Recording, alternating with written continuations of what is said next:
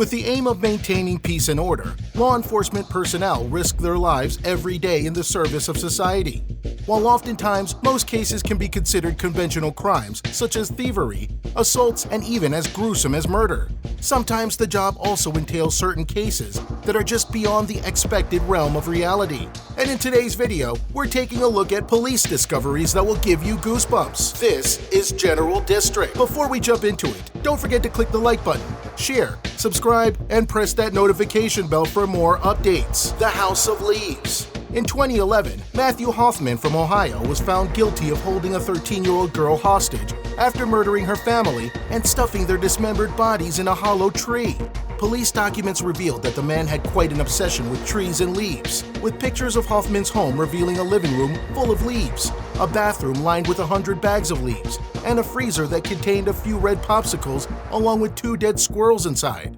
When police from Mount Vernon, Ohio first entered Hoffman's home in November 2010, they discovered mounds of leaves so high that they feared they would find bodies buried underneath. The suspect had already killed and dismembered 32-year-old Tina Herman, her 11-year-old son Cody Maynard, and 41-year-old family friend Stephanie Sprang. As the police's search reached the basement, they found Herman's 13-year-old daughter tied to a makeshift bed of leaves. Matthew Hoffman was an unemployed tree trimmer and confessed that he made the bed of leaves and covered it with a blanket, saying that, quote, "The little girl liked the bed. It was extremely comfy and I wanted to sleep on it," end quote. He also admitted to raping the girl, who was wearing a white plastic bag that had holes cut out for her legs, like a makeshift diaper. After his assessment, forensic psychologists noted that the Hoffman's obsession with leaves and trees were clear indications of mental illness and delusion, even calling the obsession rather bizarre and unique from other convicted murderers. The 30-year-old Hoffman is serving a life sentence for the gruesome deed, with the case being considered as one of the worst homicide cases in Ohio's history. Ritual robbers. In December 2020, 4 graves at Edgewood Cemetery in Mount Dora, Florida, were reported as having been vandalized, with the vaults open and heads of the deceased removed. Cigars discovered at the scene were tested for DNA by the investigators, matching the data with that of Brian Montalvo Tolentino, 43, a resident of nearby Davenport. A warrant to take a mouth swab from Tolentino for a direct DNA comparison was executed, and after questioning from the investigators, Tolentino confessed to going to the cemetery with his friend, Juan Burgess Lopez.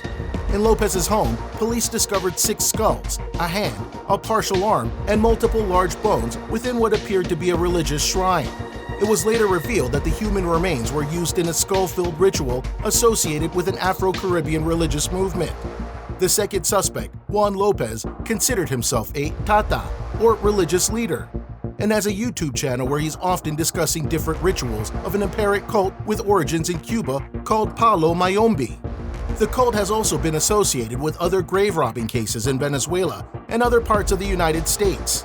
The men had claimed that spirits led them to the cemetery, and to 4 graves in particular, and conducted a ceremony that consisted of drinking rum and smoking cigars before breaking open the graves. Both men were charged with 4 counts of disturbing contents of a grave and abuse of a dead body. Walk the dead dog. In August 2020, a man from Texas who initially claimed that his dog had died from depression was charged with animal cruelty for allegedly strangling his dog to death. 40-year-old William Rose from San Antonio was seen during the summer carrying his dead dog by the neck. When approached by his neighbors, Rose had claimed that his dog, Rocky, had died and was taking him for a walk one last time. However, the neighbor noticed that the dead pet had been placed on a makeshift shrine behind the man's apartment with a wire around its neck. This prompted the neighbors to alert the authorities. As police and representatives from Animal Care Services spoke to Rose, he claimed that the dog had died from depression, but results from tests revealed that the animal had died from asphyxiation caused by strangulation. Later, Rose would reveal that on the day that he was seen walking his dead dog, he had taken his dog out for a walk without a leash and was told by property security to leash the dog. Instead, he held the dog by the collar, lifting its front paws for most of the walk. The walk was said to have lasted 20 minutes, and by the time he and Rocky got back home, the dog was having trouble breathing and later died. Rose was released from custody after posting a $25,000 bond. No morgue, no ER. In October 2020, 2 men who allegedly operated an underground sex change clinic out of a cabin in Oklahoma were arrested for running the makeshift clinic and on suspected cannibalism charges. Bob Lee Allen, 53, and accomplice Thomas Evan Gates, 42, were arrested after a botched surgery occurred on an unidentified man who allegedly commissioned the two to perform illicit sex change procedures and castration. The victim traveled from Virginia to the pair's cabin in Oklahoma after finding the underground service online. Bob Allen had claimed 15 years of surgical experience and promised to perform the operation free of charge. While the free procedure sounded appealing to the victim, there was one hook. Allen was willing to perform the operation in exchange for capturing the procedure on video for personal use. Allen had also claimed that after the surgery was over, he would consume the body parts, even showing pictures on his phone of organs from his former clients in his freezer. The suspect had also told the victim that if he died or passed out in the process of the procedure, they would dump his body in the woods.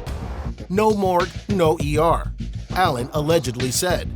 The victim, who actually did suffer from severe bleeding, was eventually taken to the hospital by the suspect and told the medical staff that he had done it to himself.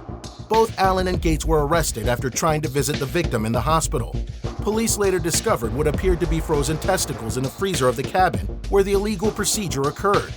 Allen and Gates were charged with medical battery maiming, desecration of a human member, aggravated assault, and battery with a dangerous weapon resulting in great bodily injury, conspiracy, possession of a controlled substance, and paraphernalia, and outraging public decency with gross injury. So what do you think about these police discoveries? We'd love to hear about them in the comment section below. And if you're new to the channel, give us a like, share, subscribe, and hit that notification bell for future stories. Until next time.